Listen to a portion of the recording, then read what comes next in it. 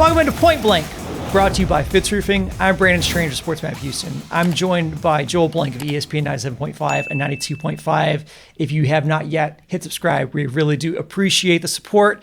This week, Richard Justice, former columnist with the Houston Chronicle and MLB, did a write-up for a new book that claims to provide inside information on the Astros sign stealing well into 2019. And in full disclosure, Richard was an employee for Gal Media that operates Sports Map Houston, so I just want to make sure we clear that up. But that said, for the onset of the write-up, it's clear there's a clear agenda in this, and it is supporting his colleague in this book.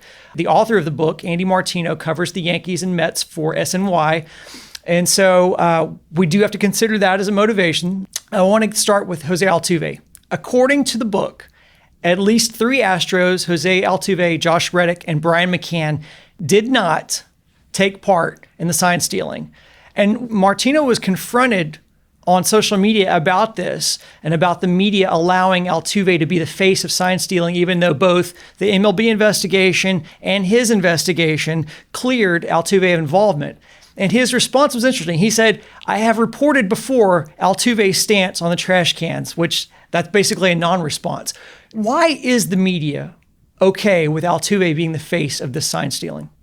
Because it bails New York out, Brandon, because they don't want to admit that they failed, they didn't get the hits, they didn't score the runs, they didn't do all the things they were supposed to do in order to win the series. I mean, as early as last weekend, they were showing a game in which they referenced the, quote, controversial home run that Altuve hit against the Yankees, when again, it's never been proven that there was a buzzer. There's never been anybody other than the New York type media that stirred this up in the first place, like a John boy, to say there was a buzzer. But yet it's the narrative they can't let go. They were getting swept by the Red Sox, but they were chanting about Altuve. You talk about a team living rent-free in every person that loves or is associated with the New York Yankees.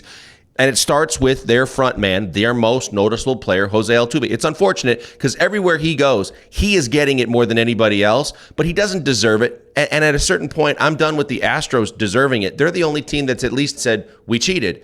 We hear about all these other teams that Major League Baseball wants to sweep under the rug, but I'd really like to get to a point where everybody comes clean and says, I did it or I didn't do it. We did this, we did that, so that we can move on from it. But obviously, Yankee fans are not going to move on from it. And books like this is exactly why it's going to live on for quite a while. Joel, I want to get into how the Yankees sign stealing is referenced in this book. But before we do that, give us a word from Fitzroofing. Fitzroofing is here for the people of Houston, Texas, and they're here for you. If you need anything done with your roof or any kind of construction work around your house, maybe a fence in your yard, go to Fitzroofing. It's as simple as calling them at 832-521-3001. They'll do a free, no obligation inspection. It costs you nothing. They'll come to you and tell you exactly what they can do. They can put a new roof on your business or your house. They can fix your roof repairs. They can do so many different things, and it doesn't cost you a thing to see what they can do. Check them out today. Fitzroofing, making a difference, one home at a time.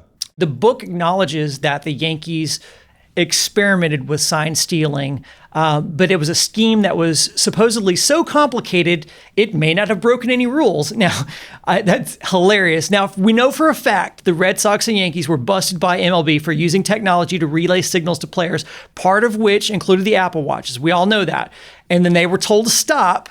And then MLB sent a letter that is still sealed to the Yankees about the sign stealing. That letter's still sealed, even though a court has ruled it to be unsealed. They're litigating to keep that letter sealed. So why would MLB stop the Yankees from using the Apple Watches and then fight so hard to keep that letter sealed if the Yankees weren't breaking any rules?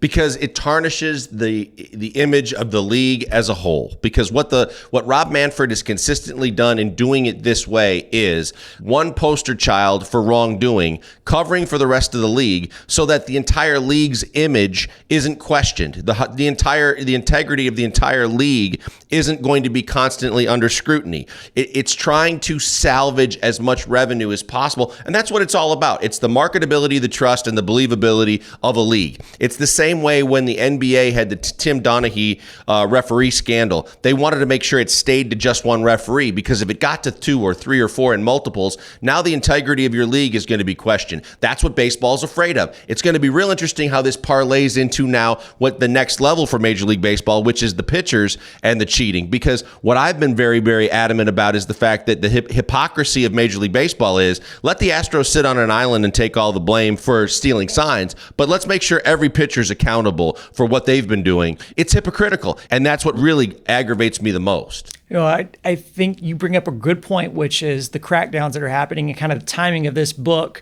relative to what's going on and the way this book is being treated in the New York media compared to how Garrett Cole's being treated in having a very unfortunate response when asked directly about using those substances. The big breakthrough or the big headline of this is that the Astros were cheating into 2019. And that's important to New York fans because, as you said, that walk-off home run from Altuve.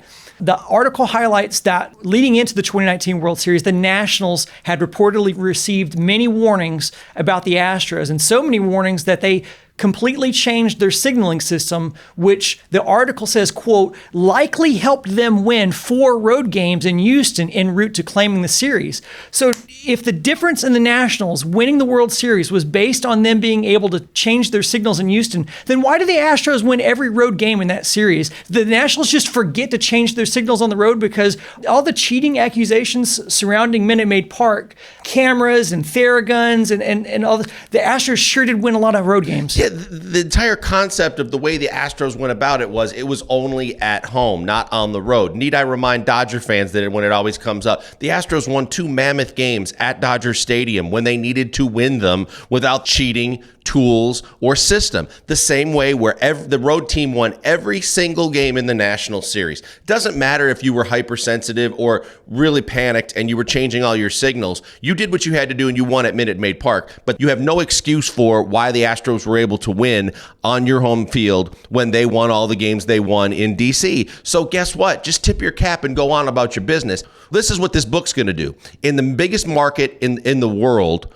with the biggest fan base that's looking for something that they can grasp onto as an excuse to why they didn't win and it was robbed, they were robbed and it was taken from them.